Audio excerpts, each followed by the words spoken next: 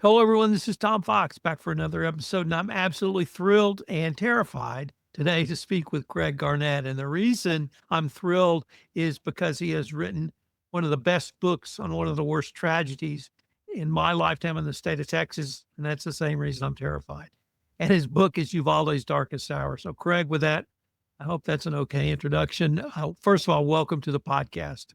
Thank you, Tom. Happy to be here. I'm also I now live outside of Kerrville, and I'm a huge lover and follower of small town local journalism. I grew up in a small town, and I didn't realize what a small town journalist was till I moved back to a small town. So we're going to get to talk about your role as that. So maybe you could tell our audience what you do professionally when you're not writing books. Professionally, I'm a small newspaper publisher, which is the equivalent of a jack of all trades. We follow the business side of it. Obviously, we make payroll every other week, and we're going to keep the lights on and our staff at their desk and not too unhappy that they're filing out of the office. So just a general management role. We'll have to go around and publishing newspaper and all the fun things that go with that. What's your newspaper? Uvalde Leader News is one of our income. So let's go over to the book, Uvalde's Darkest Hour. I would think you were as uniquely situated as anyone to write this book, but why did you feel the need to write the book? When this incident occurred, it was overwhelming, was tragic, was to the community, to the families who lost children, to the families whose kids survived. One of our reporters, she was with us that day, lost her daughter, Lexi. So it was a death in our immediate family, a very dear part of our family. She did this for 10 years. And we all began to cover the event as soon as it happened and trying to find our footing in that.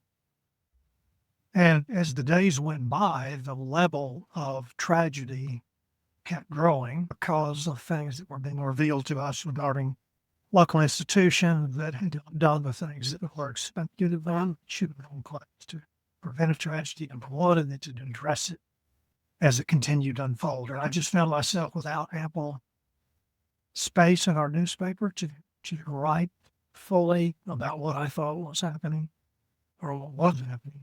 I had been in the habit of writing a column once a week or most weeks, and most of our editorials I write. And our staff was covering all the other aspects of it, but all this together there's still not enough space or time to get all the information that we were uncovering in our newspaper. I also felt like that, it cried out for a record, for a more comprehensive reporting what happened, what led up to the event, and the things that were being exposed in the days and weeks and months that came after. As we sit here now, several years from the event, could you tell us how that tragedy still affects Uvalde, parents, children, and even people like yourself today? Yeah, I think the families, of course, Kimberly works for us still. She's good most days that you can see in her face that some days are not at all agreeable or easy to navigate. And that goes to the other families of victims who have struggled to find their footing and struggled to find a community of support them at all times. Our staff was extremely struck out at the beginning and struggled to do their jobs, maintain their composure. And today they're all on the job. We've not lost anybody who was here that day. And they do amazing work. But there's still days when you feel the weight of it. Something will be revealed. Two of the officers were indicted answering the call that day among the 376 who responded.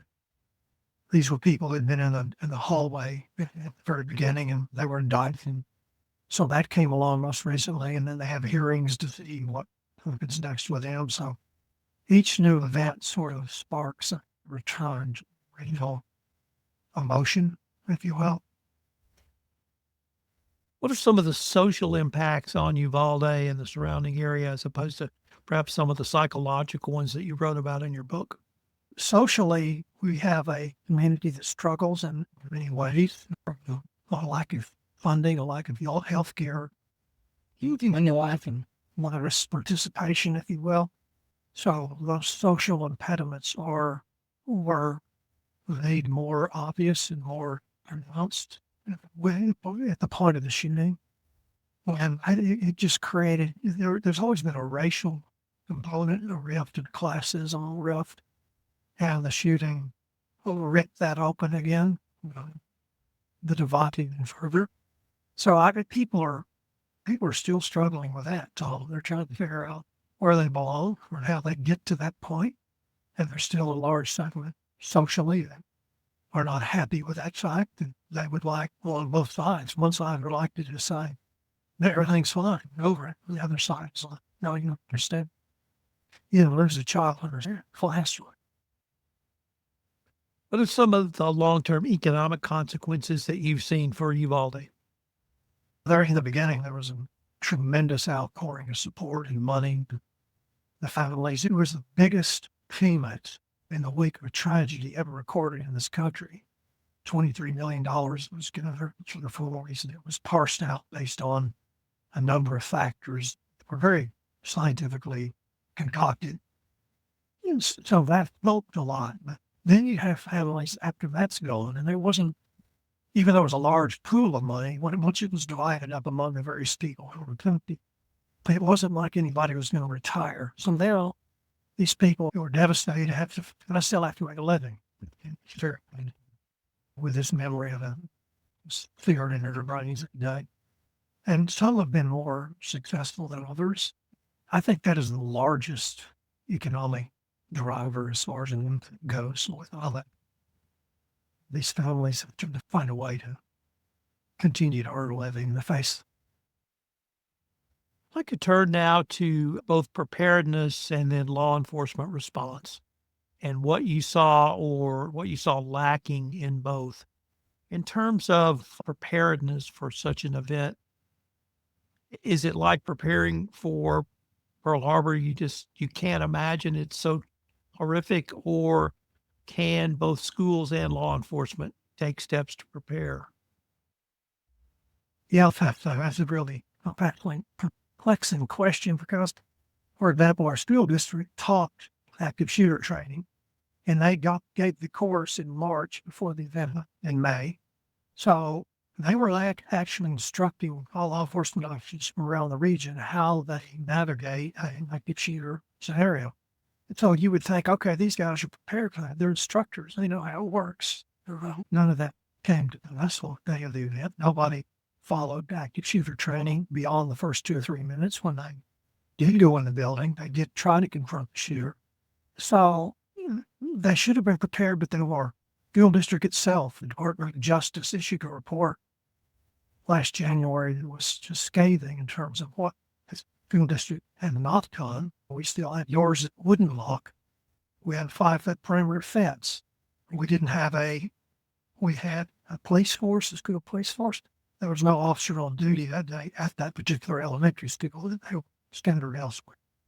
So on paper, then they had an active shooter protocol on paper written by the chief of the school police department, who was the incident commander then. All these things were on paper, documented. So you would think there would have been a better response. Let's go to leadership now, because this is one of the most glaring areas that I see failures. But I wanted to ask you, you've done the research on this. I've read the public record. But what did you see in either failures of leadership or lack of leadership or leadership prolonging this event? Leadership was the driving force behind the failure or lack of leadership. There was not enough leadership and preparedness, leadership-wise, as far as preparing the school from a security point of view. That was not done. There was no leadership there. There was certainly no leadership during the immediate response. All these officers were looking for direction. Mr. Arredondo, who was the incident commander and the head of the school police force, was designated to be that person by his own creation of his own balance document. He didn't take leadership. None of the other officers who were second and third ranking stepped up to take that leadership. No member of DPS, who had Texas Rangers there, was prepared to be a leader. The Border Patrol eventually took down the shooter after an hour, or there within 30 minutes. They had a SWAT team used to knocking down doors and going in and taking out drug dealers. They didn't assume leadership. So it was just a catastrophic failure of anybody to step up and say, this is what we need to do. We're going to go in that door. There's a girl in there who's been on the phone talking to us, pleading with us for over 30 minutes. We're going to go in there and save these kids. They knew the teacher was shot. They knew the children had been shot. They wouldn't go in. And because the guy had an AR, they were afraid of the gun. But there are other things you can do. You just don't have to sit there. There are other tactics that could have been employed that are, nobody was thinking really on their seat that day. Because there were some very well trained people. And some folks will tell you, well, you know what, this happens every time. It happened at Pulse. And pick your shooting. Who went in? Orlando. Security guard sat outside for 40 minutes while shooting was going on. He was charged with 5 or 6 felonies and acquitted on all of them. He didn't do it. So there's a redundancy in this problem with responding to active school shootings. But what made Uvalde so unique and doubly tragic is that their children were like 10 feet away and they were on the phone.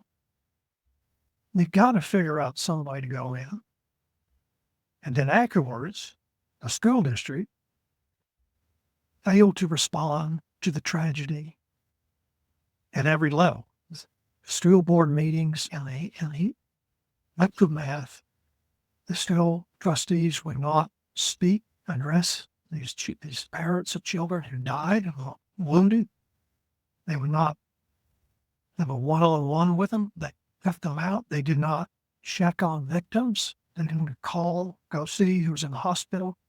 It was as though this wall had come down. And part of it had to do with litigation. They were afraid. But this happened across the board.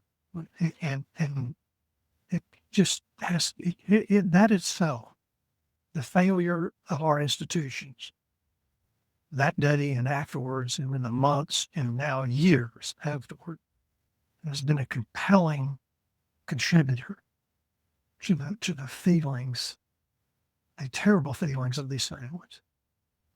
And as I recall, actually, that failure post-event went all the way up to the governor of Texas, because I don't believe Governor Abbott has ever come to Uvalde after this.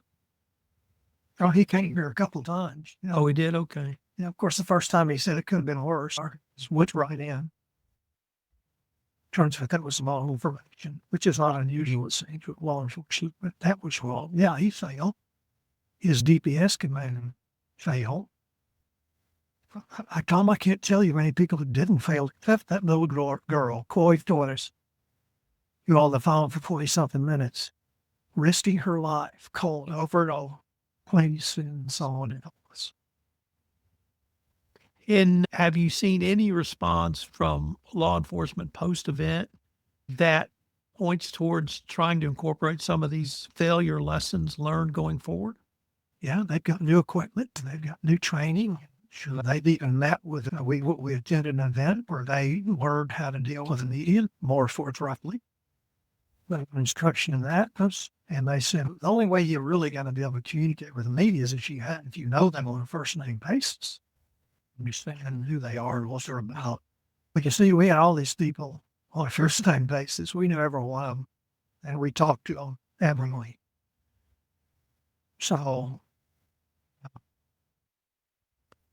I'd like to turn for a few minutes to the Second Amendment. And Texas is a high gun ownership supporting state, but there are, I think, some sensible gun laws or some sensible ways to try to manage the Second Amendment and stay within the Second Amendment. How did you shake out on that in the book? Our state legislator, a fellow by the name of Tracy King, introduced a bill that would raise the age from 18 to 21. It was in the last session, the one before this one. shortly after this event. And he got a bill together and it got in committee and it practically got out of committee, barely. And it didn't get on the calendar committee and it never went before the full House for kind of but he had created a bill. Tracy had told us, he said 2 years ago, I couldn't have supported this. Pretty conservative Democrat, pro-gun Kelly. But he said, after all, after what I saw this kid 18, when he turned 18, he ordered these 2 weapons, one of which he used in the steal, the other one left in his truck. But he had been trying for months to get some rifle, carry this need, and he couldn't get one. And Tracy and the other legislators who were on the committee, the House committee that created the first report about Rob 2 months after, said, look, here's the deal on Uvalde. That age, raising that age would have saved these kids' lives. We know it. We did this investigation. We know what ropes he tried to call. We know what depth he went to find arms for himself. He couldn't get them. He wasn't going to get them illegally. When he turned 18, he ordered them. He ordered the 2 weapons. He ordered 2,000 rounds of ammunition and picked them up at a local store. Not all the ammunition, some of the ammunition came to the mail to him. So that tells you, and the state, where there were numerous polls down, the majority of Texans, I think it was in the 70% range at that time, favored raising Lynch. And these are people who generally would tell you the Second Amendment is sacrosanct. You're not going to take my guns away. And I agree with them. I'm a gun owner. I've always been a gun owner. But there are places that we can work in the extreme war to disturb Second Amendment rights to allow us to read the meat a little. And that's what we're at. About civil litigation, has there been a response by the victims or the families of the victims in the form of civil litigation against any of the manufacturers or any other parties involved? Absolutely. And a number of lawsuits filed. At least one of them was saying that Daniel Defense, 2 weapons, that's the one that he ended up carrying in the store. So, they sued the guy. These things were in the snow space and years. I guess school shootings sort of came on my radar around the time of Columbine. And since that time, they've become, unfortunately, more frequent.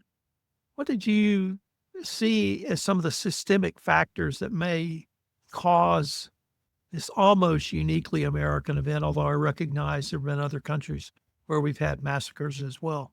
I mean, you read things, option, sitting there, chips coochie.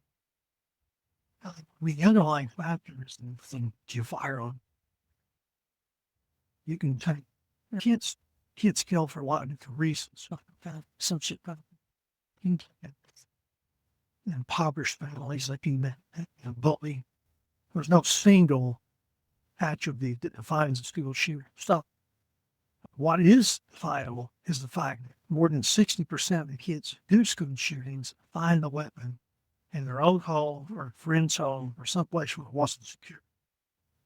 So if you go back to availability, country, rehabilitating, there's plenty for each household. Distinguishes us from almost every other country. I mean, you look at some place, I think second on the list, school shootings between 2009 and 2018 is Mexico. During the same period, we had 280. And then you go down the list to Afghanistan and other countries. They just don't have the weapons.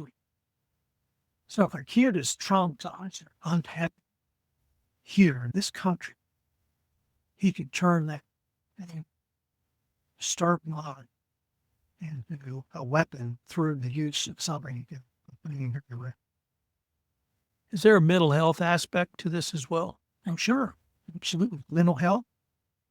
There are many attributes.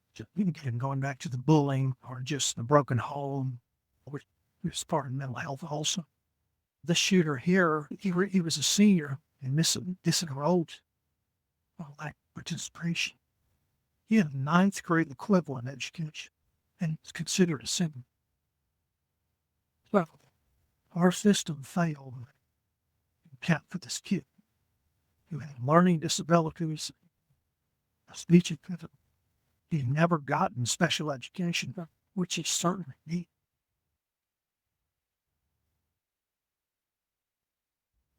Did your research turn up any ideas that you've been able to put forward for improving school safety protocols? We started class hangs all the low hanging stuff. He told about hardening windows and doors and detectors, human panics. Just throw everything you can against the wall and hopes that something stick higher fences on top. The school resource officers to enter in case somebody gets in us. We're doing everything we can. So much money. I'm not saying that we don't need to spend money. Tweaking a few other things. These gun availability and types of guns can grow probably a far less expensive now. And that's not a reach. Well, Craig, unfortunately, we are near the end of our time for this episode. But before we leave, I wanted to ask you if our listeners wanted more information on the book, on yourself, or on the Uvalde Leader News, what might be the best place or places for them to go? I can subscribe to my paper. If you do that online, I'm happy to have you aboard. You can buy my book. It's available on Amazon or any popular bookstore. Yeah, and then I'll take a little bit so that you can. There's the few numbers we think. Keep around. To educate yourself about suicide. It's a crisis in this country. And like when you think that 400,000 kids have been impacted by school shootings since Columbine, they're not that many who have died. Like the kids here, there were 400 kids in the fourth grade wing. Every one of them has a poster. It's a PTSD poem. You apply that across the country, that's lots of kids.